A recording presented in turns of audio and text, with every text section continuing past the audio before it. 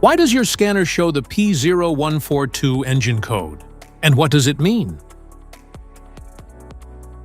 P0142 is a diagnostic trouble code for O2 sensor circuit malfunction, Bank 1, Sensor 3.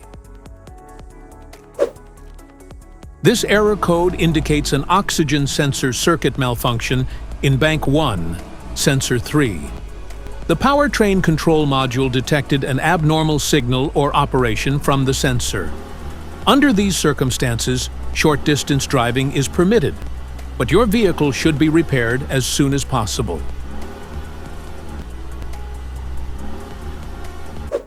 So, what causes this imbalance?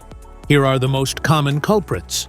This error can be caused by these possible faults in your vehicle: bad oxygen sensor, exhaust leaks, wiring issues, corroded connector, blown fuse. Each DTC code corresponds to a specific issue in your vehicle. This error code occurs in any OBD2 equipped vehicle, especially in those manufactured since 1996. And it is commonly found in vehicles like Mercedes-Benz, Honda, Nissan, and Toyota.